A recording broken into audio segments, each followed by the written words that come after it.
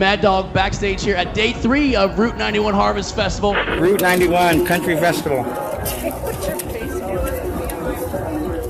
Working. Yeehaw!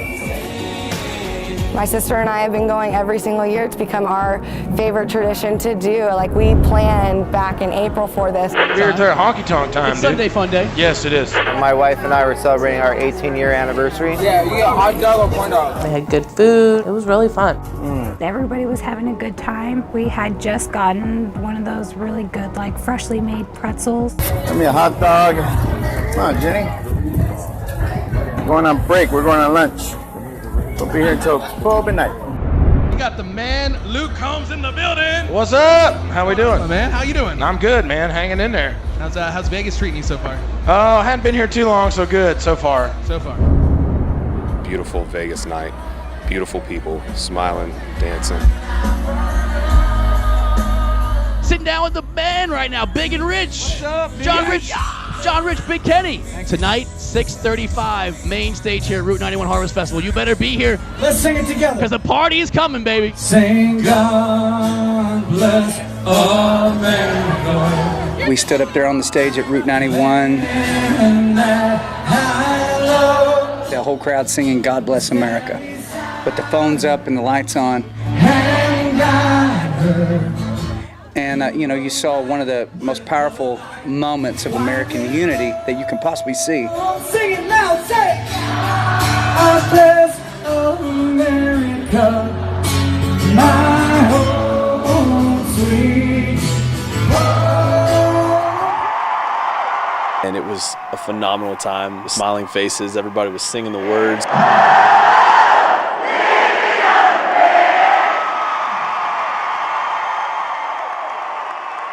Jake Owen was performing. He was just getting ready to wrap up. As he wrapped up, there was some time in between his set and Jason Aldean's set. I was working as an usher there and then the VIP. We were just having fun. Jason Aldean is probably one of my favorite, like, artists, period. And so I was super excited. We wanted to get closer. As soon as he stepped out on stage, everybody started singing and dancing. I was dancing with them, just happy with them. Jason Aldean came on stage at about 9:40. I stood there for about 2 or 3 songs. God, it was just, we were having fun. Jason Aldean, I know, like, most of his songs, so I was just jamming out. It was like another concert, right? I mean, he's starting out, everything is good, everybody's coming off of a big high with the previous band, and everything is going well, and the fireworks started. The first shot rang out. And we hear pop, pop, pop. Yes, you heard I was put him to the middle. Jason was still playing. And he looked up at the sound system and I hit Bryner on the arm. I'm like, I think the PA just went out. I thought maybe he was going to have fireworks part of his show and maybe they didn't go off right. Firecrackers. That sounds like a firecracker. Who the hell would have a firecracker here? Some idiot is trying to get some attention. I knew it wasn't pyrotechnics. It was part of the briefing. They had said that there was no pyro in this show. All right, what y'all say we pick it back up just a little bit?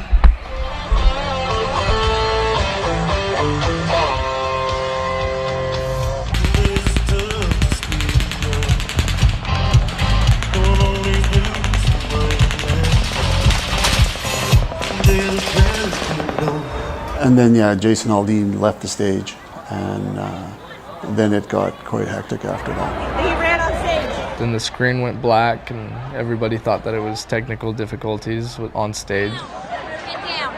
It's quiet. Nobody understood what it was.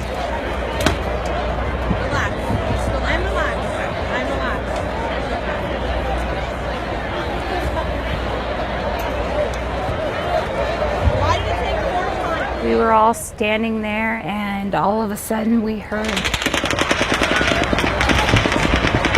I flew back.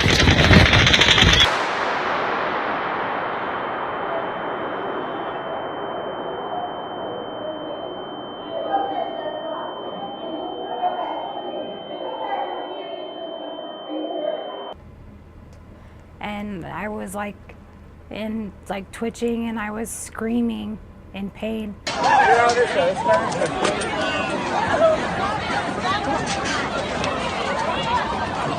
We're being under attack. And then somebody started yelling, you know, somebody's shooting, somebody's shooting. Everybody finally realized that it was shots were going off. And we all just dropped down on the ground. I was just trying to get as low as I could to the ground, because that's hard to do too. Because of course being overdue and big old belly. It had a smell when it hit something, a metal thing. It smelled like burnt wires or something burning there. You could smell the smell in the air. But it wasn't hard to figure out what it really was.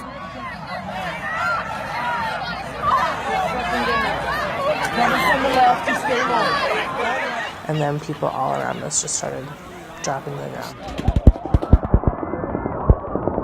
Everybody was just panicking and running, and I was, for the most part, I remember like everybody freaking out, and I was just trying to focus on my breathing. And looking to the left and to the right, I could see people dropping, being shot. And I can recall one woman that was shot in her shoulder. So there was a guy that got shot in the head. Jake just kept telling me, don't look, because he was really bad. Stick together, I got you, girl. Don't worry about your phone, stick in your pocket. And as soon as I got within 3 feet of her, I just stepped in a pool of blood. You're good. Hell, you there? And it was at that moment I knew that it was real.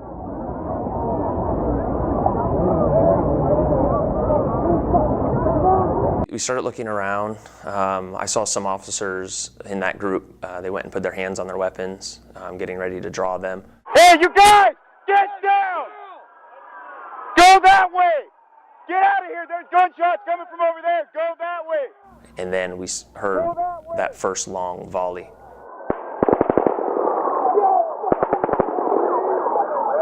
I was right behind him when that started.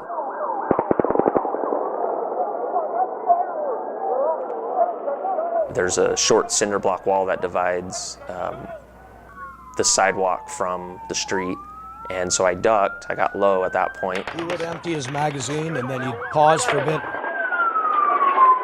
reload, and then empty it, pop. 169 means we got shots fired 4:15 at the Route 291. Sounded like an automatic firearm. I have a police radio. Automatic fire. Fully automatic fire from an elevated position. Take cover. I heard the words automatic gunfire. Shots fired from Mandalay Bay. There's many people down. Stage left. Just be advised. I heard country music concert. We have an active shooter. We have an active shooter inside the whereabouts. We had a Metro officer, and I saw him looking down at his radio. And so I asked him, and I said, hey, is this for real? And he goes, yeah, man. Somebody in the CP, can you tell me where it's coming from? We're hearing it from Mandalay Bay. Somewhere at Mandalay Bay.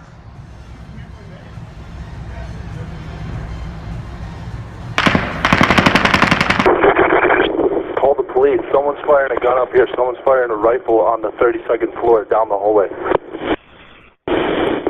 Copy. Hey, it's on 32. Steven, get out of the way.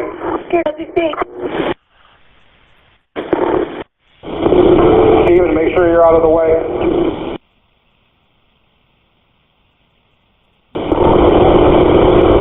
Copy.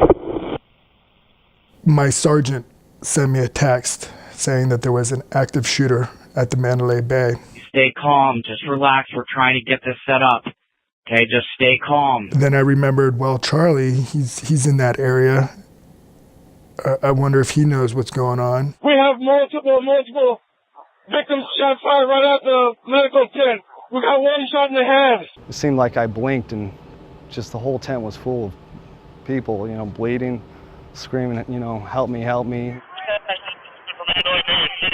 we kept hearing shots, so we began ducking behind the police vehicles at that point.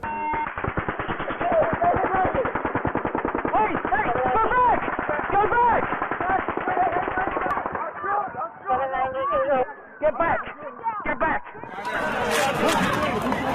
We're running past bodies. There are people pulling their friends, and they're screaming and crying and pulling their friends into cover. And I'm running past them, but I'm pulling them. I'm like, have a bunch of people that I'm trying to get to safety. We need to stop the shooter before we have more victims. My mom is turning pale, and her eyes are rolling in the back of her head, and I'm sitting there watching her, and I mean, that was just horrifying. Everybody's crying, everybody's screaming. And retired firefighter came over to us, and he said, if you want to live, you need to get out of here right now. And we refused. We said we weren't going to leave our mom, and he said, you will die if you stay here. He goes, I will stay here. I'm trained for this. I will stay here with your mother. You're good. Kelly, you there? He kept carrying me, and we kept having to drop because we kept hearing rounds.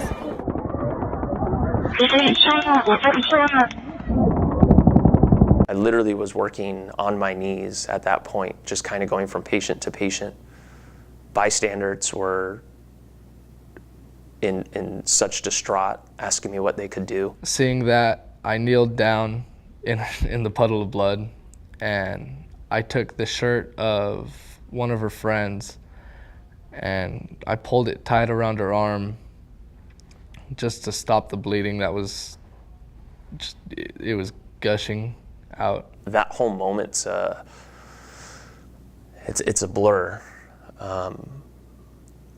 There was a kid in his young 20s, and I watched him change color. I would say that I trained to watch people change color, and so it wasn't as hard for me. But even in that instant, it was hard to know that he wasn't going to go home. We worked side by side to triage the first girl that I worked on. She was the one that had a through and through in her leg, and we stopped the bleeding and got an IV in and everything before she went off. We're making tourniquets out of blankets, but I'm running out of blankets. I remember tying that tight just to act as a tourniquet. And as soon as I did that, I told her friends to get her out of here as fast as possible. 3 miles, 4 miles. I'd say, I don't know, we ran just forever. We finally got to the medic tent, and there were just people piling in. We have multiple casualties. GSW's in the medical tent. Multiple casualties. I was a little concerned when they started talking about the carnage. I got an officer with a gunshot wound to the neck. But in my mind, I'm like, Charlie, he's fine. There's multiple casualties, stage right on the concert floor. Well, I said something is going on, something big, and then you saw SWAT coming running through with shotguns and get out. 790, I have 2 strike teams, 13 officers total, 2 sergeants. All units, SWAT can utilize TAC 1. SWAT use TAC 1, it's now open. 724, I have a 4-man element, 29th floor, west side. Control 020. 020, go ahead. It's been set on the suspect's door. I need everybody in that hallway to be aware of it and get back. We need to pop this and see if we get any type of response from this guy to see if he's in here or if he's actually moved out somewhere else. Copy. All units on the 32nd floor, SWAT has explosive breach. Everyone in the hallway needs to move back. All units move back.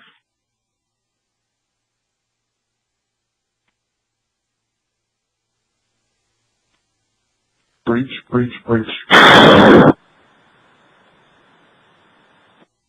Good evening, everyone. I'm Sergeant Jeff Clark with the Las Vegas Metropolitan Police Department, Office of Public Information. I'm here to give you a very quick briefing as to the situation that is currently unfolding on the Las Vegas Strip. As you're aware, our officers, as well as our partners with multiple agencies, have responded to reports of an active shooter situation at the Mandalay Bay. I can tell you at this time, we do have a suspect down. Has anybody on the outside heard any further shots? 790, that's negative. Come on. You have several casualties making their way out of the east entrance at gate 5. Oh my God. Yeah, wait for me. I can't. And somebody was yelling that they needed help doing CPR. So I went over to the young lady that he was doing CPR with, and he's doing the chest palpitations, and I was doing the mouth, but she was bleeding out the nose, and she's bleeding all over, and it was just a squishing sound, and then I'd blow in her mouth, and you could hear the gurgle, and when we tried it, and somebody come along and checked for a pulse, and there was nothing. I came across a woman that was still alive but had taken a fatal shot, and making that decision as to whether or not she was going to be transported or not was a little difficult, knowing that she wasn't going to make it, and I ended up sitting next to her until she took her last breath, because that's the only thing I could do for her at that moment. She had nobody, there's no friends, nobody standing there was nothing. I held her hand. Right now, we need your truck. We just need to get people over to the hospital, okay? Okay. We loaded her along with 2 other people into the back of the truck, and the truck drove away. There are multiple trucks loading people, injured people, and heading to the hospital. It was the roughest ride ever, and I just remember like, oh my God, just get me to the hospital. Like, all I wanted to do was get to the hospital. We filled the entire ambulance bay with wheelchairs and gurneys, and then we waited. NHP to shut down the 15 for medical and all officers going to the hospital. What I immediately remember is, as I was driving down DI, it was eerily quiet, and the fire trucks and ambulances were just speeding by me. Then you can hear it, out in the distance. You can hear sirens coming. 201, I have 3 critical patients in my vehicle. I'll be taking them to Sunrise. Is there any available vehicles to assist me with keeping traffic out of my way? First cars to get there were the Metro Patrol cars. They scooped up as many injured as they could. They threw them in the back seat. There was like 2 on the floorboards, 2 in the back. They pull up right next to me, and I kind of flag them down, tell them to stop right here. I came in and not just ambulances, but there was Uber. I could see Uber cars and Lyft and pickup trucks of patients. Go straight this way, and you're going to go to the hospital. You're doing a good thing. Hang in there, all right? It started off with, 1 patrol car, then 2, then 3, and then pickup trucks, and then cars and Ubers and taxis. Get up there. And next thing you know, there's a line, this traffic jam of cars coming up the driveway up to Sunrise Hospital, just filled with people.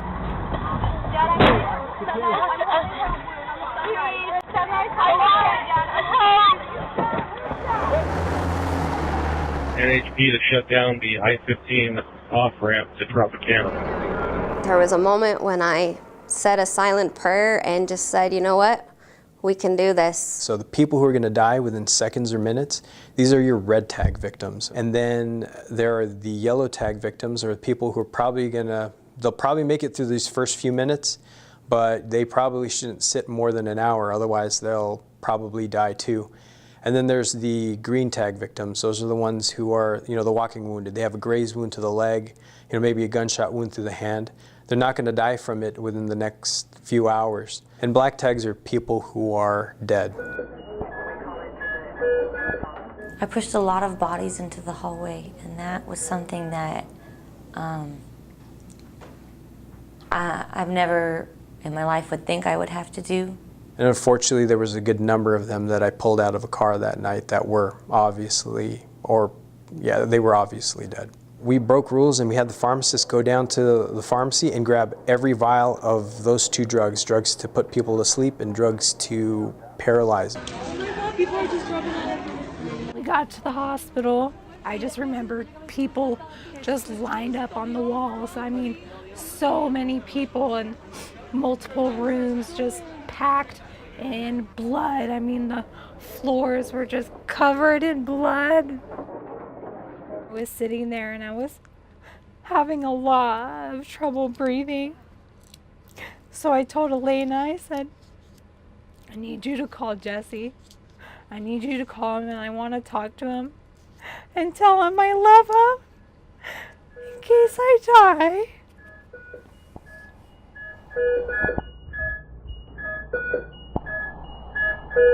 The doctor grabbed my face.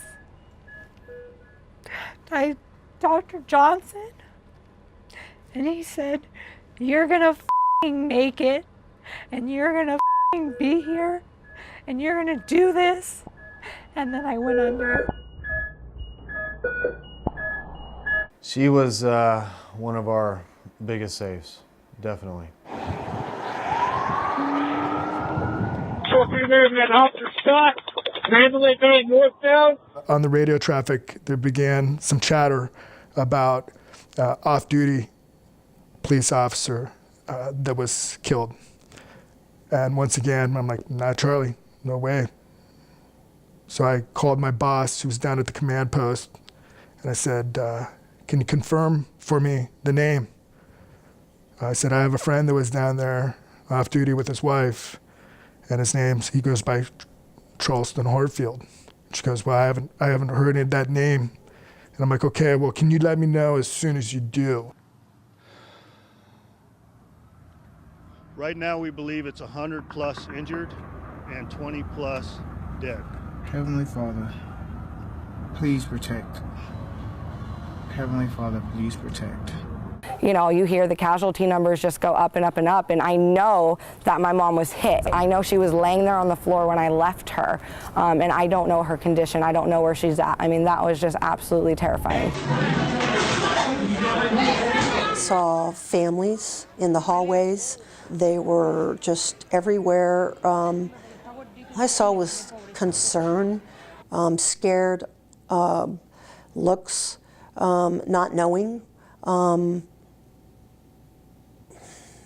Very worried. I knew the other, my colleagues in the other hospitals were probably going through the same thing, and I didn't know how bad it was for them as well. As a trauma center, you know, we kind of thrive on controlled chaos. That's really the nature of what we do. You know, working in trauma, you always kind of know in the back of your mind this could happen. And so at that moment, I kind of just thought, this is it. This is when we really get to work. Well, Mary 22, I'm at the UNC with a female with a gunshot wound in the head. And the wounds were all over the body. They were everywhere. So there was no body part that was spared. They were crashing. And, you know, all the other doctors were busy with other resuscitation, so I ran back there, and they're like, Menace, we need you here. You got to do this one. No, no, you need you here. You need to do this one. No, no, no, I need you on this one. And so I just said, okay, come here. And we would bring all the beds together. All the heads of the beds together, kind of like a flower pattern. I'd be in the center, and then just go to work. Dr. Menace was actually really good about, we had some kind of system of organization in what seemed like an impossible way to get some organization at the time. It worked like we had done it before. It was amazing. If you had seen it and you understood kind of what the lingo was and what was happening, I mean, it was like we had done this many times before. It was controlled chaos is the best way I can describe it. All right, can you hear me okay? Well, good evening. Yeah, I have two police officers that are currently at the hospital, and one of my officers was off duty attending the concert and lost his life. An hour later, the phone rang. I was like, oh. So I picked it up, and she goes, it was Charlie. I started shaking. Knew right then and there that I was going to have to start processing that this person that was very special to me was no longer with us. I've never had to be in, to make a makeshift morgue, to have patients in there that we had to identify. And one of them was the police officer from here. I did go to PACU to check on the nurses that way, and when I went through PACU to see a policemen standing guard, holding the American flag, was surreal. And I knew that he was standing, protecting one of our officers, because the other officers were still standing at attention in the hallway. Took my breath away.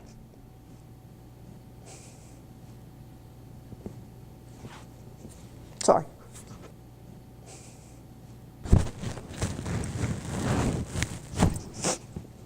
It was an emotional time. Everything hit after the adrenaline crashed, and I was sitting there and I was holding it, and it just all kind of crashed over me.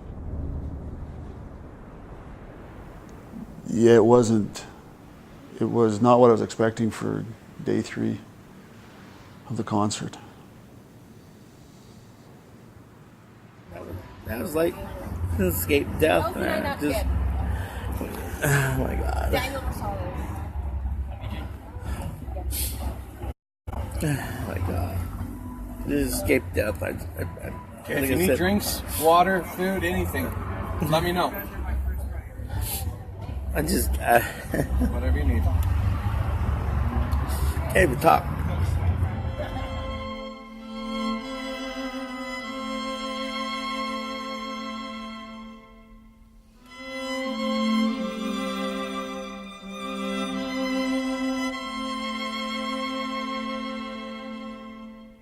The number of people that have died associated with this event has increased.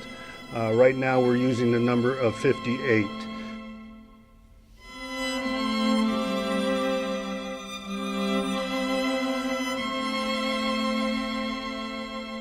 The number of injured, we are using the number of 515.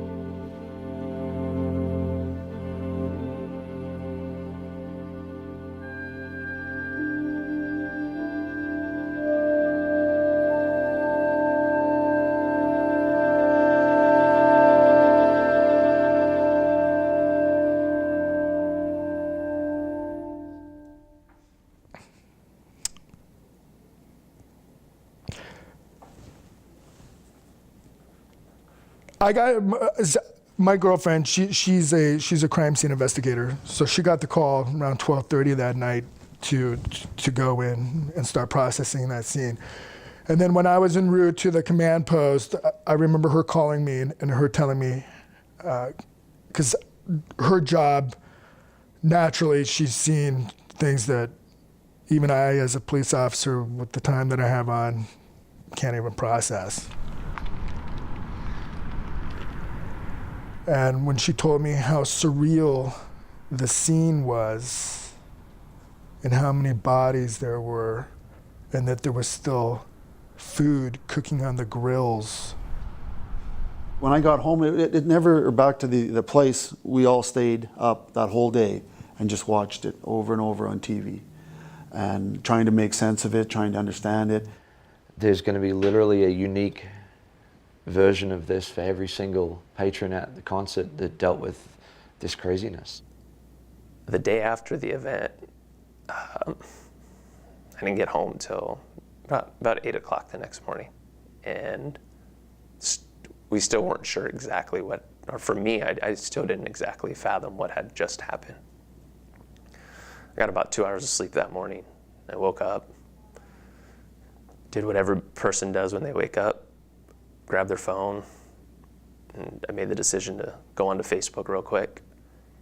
And I started seeing messages that said, "Rest in peace, Cameron."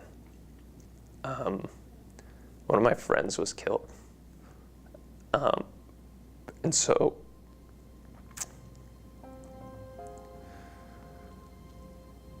I don't know where he was shot. I don't know the details of where he was standing. I know Cameron was probably somebody that was very close to the stage. I never saw Cameron that night. My fiance opened the door and we just stared at each other. We didn't even say a word, and we just kind of looked at each other, and I was just like, "Can you give me a trash bag?" Because I had blood all over me, and I just kind of went into the shower and stood there for a while. Kind of took it in, and just can't believe something like that could happen, you know. It was unlike anything I'll ever go through in my life. At the end, I was completely exhausted. I had never been that exhausted in my entire life. That night, I didn't stop running. You know, I didn't walk. You know, I ran, because if I walked, I might miss somebody, you know, who might be crashing somewhere else. When my mom called, she said, she asked me, and she said, "Hey, were you there? Were you working that night?" And I told her. But she told me how proud she was of me. And I was proud of what we did. You know, I was proud of what the whole hospital did, what the team did, what the city did. My mom was calling me, and she said, all I can remember her telling me, because everything was so chaotic at the time, the only thing I can remember her telling me is, "Just please come home. Just please come home." That was it.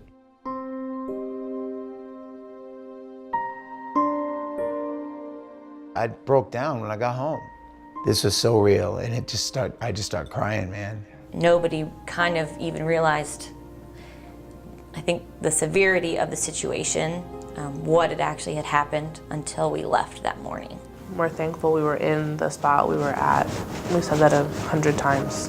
Just, we were meant to be in that spot, not somewhere else that day, and not bring the kids. We're just happy to be able to come home to them. I think it was feeling all those emotions, feeling anger for why it was done in the first place, sadness, crying. This was definitely a reality call, wake-up call. You think these things never happen, you could happen to you, and you know, when it does, I mean, there's just no words to process it. I still have my bracelet on because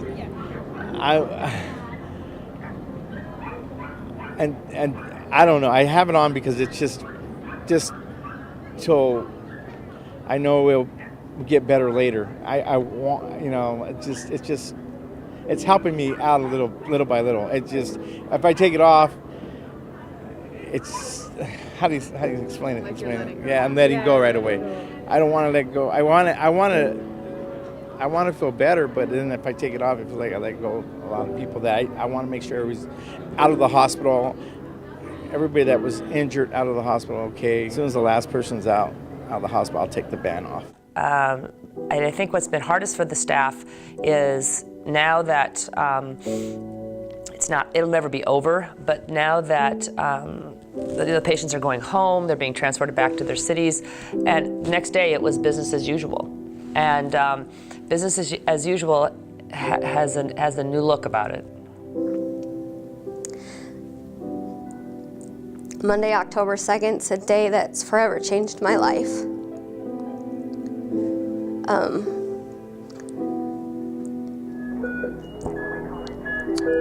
You know, the operating room is not the same. Still, when I walk in, I still see faces, I still hear cries. Charlie was so larger than life. Because everything that man did, he did for his wife and son and daughter. That night, in a hail of gunfire, Charlie's last actions spoke for him. He shielded, protected, and shepherded people to safety. he took actions to save lives. I just could not process that a little teeny tiny bullet would find its mark and drop this giant of a man. Charlie was the kind of man that gave this agency heart. He was a mentor, a coach, he's a professional. But more importantly, First Sergeant Hartfield, he epitomizes everything good about being an American. This loss of what was truly an exceptional human being. Knowing Chucky and having him as a friend made me a better person. And then I was taken back to his family, because I know how much he loved them and wanted to protect them and wanted to ensure that they had everything that he probably didn't have growing up in order to be able to ensure their success. I'm proud of you. I love you. I looked up to you. Even though I'm older, I looked up to you. I think the first thing that I would have said to Charlie is,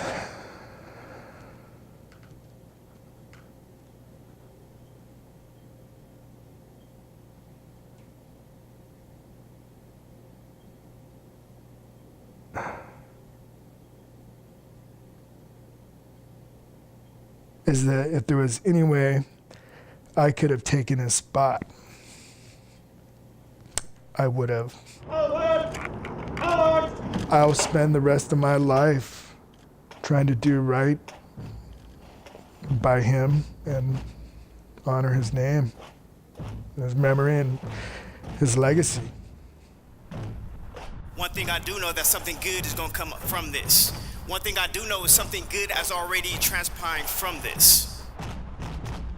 And brother, again, I love you and I miss you, but this is not the last time. Number 008. May he rest in peace. You know, I don't know if I have words to describe what we're going through and what these poor, unfortunate victims are going through. We're angry, we're grieving, we're confused, people are hurting. So right up till the end of their life, it was a beautiful time for them, right up to the end. And it's not going to help the survivors, the people that are there. It's not going to take away their pain, but they need to know that their family had fun right to the end. And I think it's important for people to know that anyone that died out there didn't die alone. My wife was a great person. She was very active in the church, brought up my 3 kids. And my 8-year-old daughter's at home right now. I don't know how I'm gonna tell her. I have no idea. She loved her mommy so much.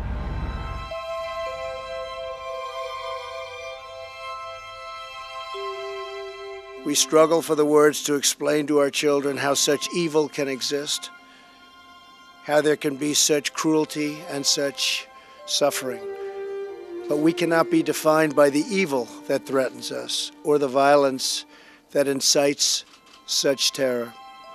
We're defined by our love, our caring, and our courage. In the darkest moments, what shines most brightly is the goodness that thrives in the hearts of our people. Dear God, watch over our mommy, and we hope she's having a great time with you, and we hope that she sees Brookie have a long, wonderful life, and she will think about you every single day. Right? Amen.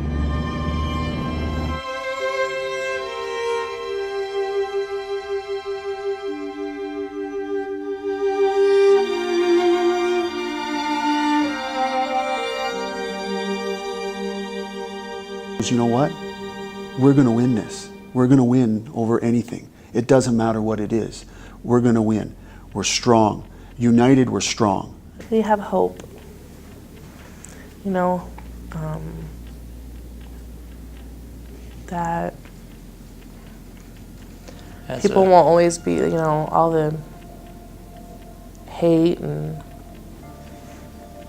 crime and everything. Just tell him what happened when he's older.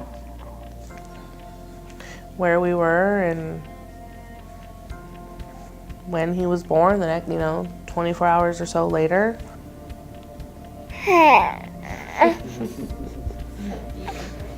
Between the first, responders, nurses, families, Las Vegans, everyone, it's been the most amazing thing I've ever seen in my entire existence. It's not just, they went through a tragedy and Vegas is strong. No, this is real actions that occurred, after a huge tragedy like this. Everybody stepping up to be the hero that's inside them.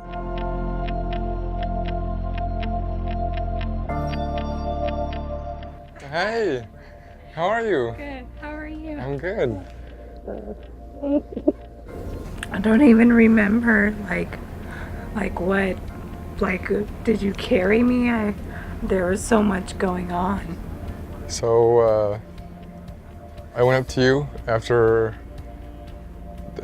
I went up to you and people were already putting pressure on you. So I would check the wound, I was making sure you were breathing, you told me your name, and I just kept asking you, how is your breathing? And you're like, I'm breathing good, I'm breathing good.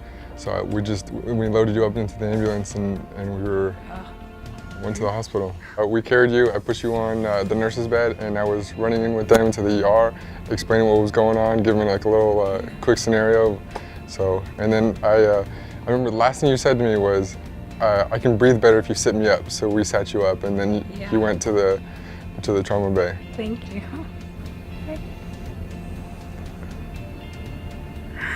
It's just amazing to me, everybody who was a part of my saving my life.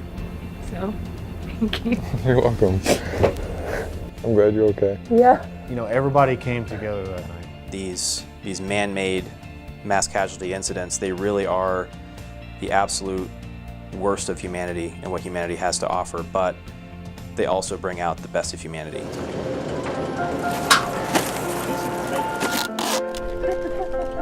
As far as I'm concerned, the shooter isn't even involved.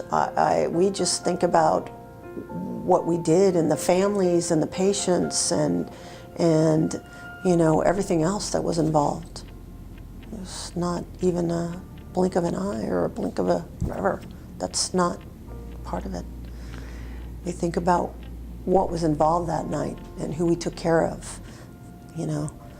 Families, patients, Las Vegans, first responders, who took care of those people that night. Everyone there at that concert. That was what was so important. I think it's pretty freaking awesome. I'm pretty proud of my city right now. This is the biggest outpouring that I've ever seen. I made friends with all the people inside, and we've been talking and getting to know each other and just sort of comforting each other and sort of finding a way to get through this together as a community. This is great. There's a lot of heart in Las Vegas. It's not really Sin City like everybody likes to say. It's a wonderful association of caring people who live here, raise their families, and make this town a town with a great heart. Vegas isn't made of just made of glitz and glamour, that there are people here, and there's a lot of different type of people, and they all came together for one thing, and it's just, I think, an overwhelming sense of proudness of the city, and you're proud to be here, be a part of this community. Our God is greater, our God is stronger, God, you are higher than any other. Our God is healer, awesome in power, our God is greater. Quite often we're the ones that go in when everybody's running the other way, and then in case in point, this event, that's exactly what occurred. And we asked the officers who are well trained to address these type of events, active shooter events. But this is different than anything they've trained for because the active shooter is unreachable. So our intent is life safety. That's our first priority in law enforcement, and I'm very proud of what our officers did. To see how this community came together so quickly just absolutely reaffirmed for me the reasons why I became a police officer. Welcome, Sergeant William Mott, Officer Tyler Peterson, Officer Levi Hancock, Sergeant Josh Bitsko. Not many places I think could have come together like this and then do that. And then to see like these entertainers and the hockey team taking a having that ceremony in the opening game. I mean, these are people who are wanting to highlight what we do. Dr. Syed Sakib, Dr. Michael Chang, Nurse Destiny Andrate. First responders and what they've done, it's their finest hour. Their finest hour. To all the brave first responders that have worked tirelessly and courageously throughout this whole tragedy, we thank you.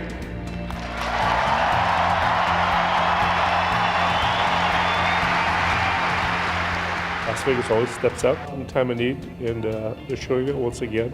And the need is real. I mean, we're going through a lot of blood when you talk about 500 people in the ER rooms. You're going through a tremendous amount of blood, and that need will continue. And then we've also started a GoFundMe page. We've got 500 people that have got to have families coming into town. They need plane tickets. Burial expenses are going to have to be paid, and we've set up an account, and people have been extremely generous. People, complete strangers, wanting to donate blood so we can save some more people. People donating food, giving it to hospitals, saying thank you. That's what a strong community is.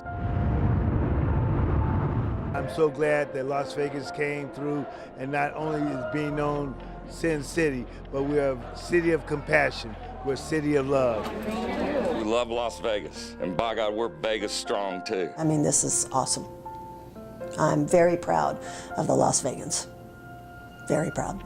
Vegas strong, Sunrise strong, everything. It's just amazing. I'm proud to be a Las Vegan.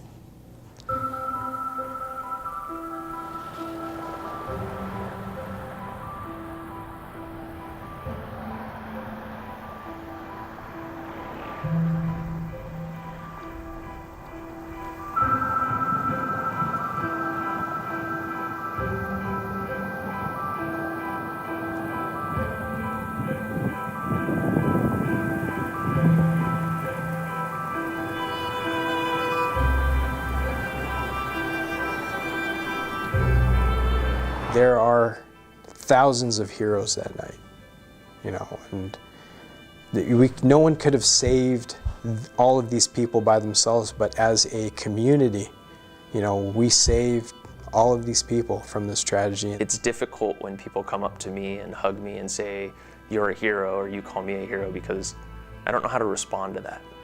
It's not why I got into this job. It's not what I signed up for. I didn't sign up to sit behind cameras or in front of cameras.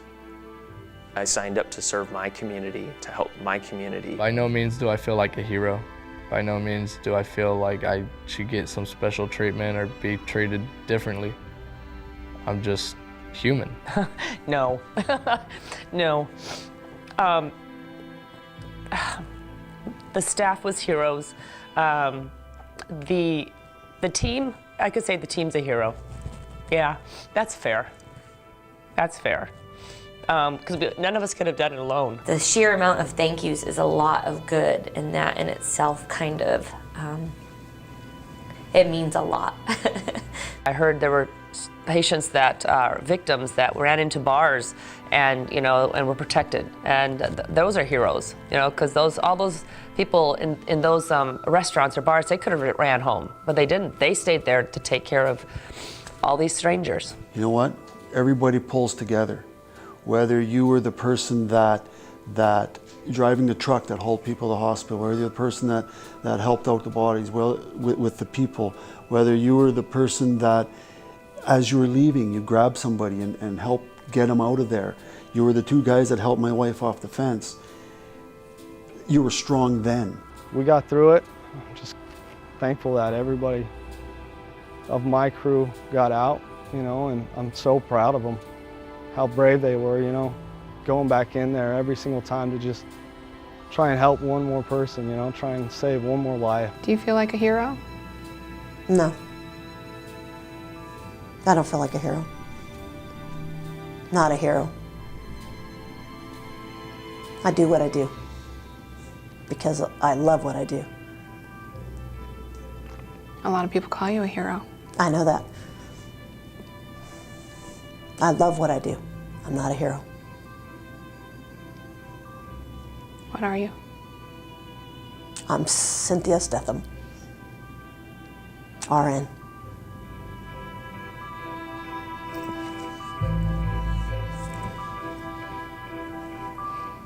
We witnessed one of the worst tragedies in American history. Like everyone, I'm struggling to understand what happened that night and how to pick up the pieces and start to heal. So many people are hurting. There are children, parents, brothers, sisters, friends. They're all part of our family. So I want to say to them, we hurt for you and we hurt with you. But you can be sure that we're going to walk through these tough times together every step of the way. Because when America is at its best, our bond and our spirit, it's unbreakable.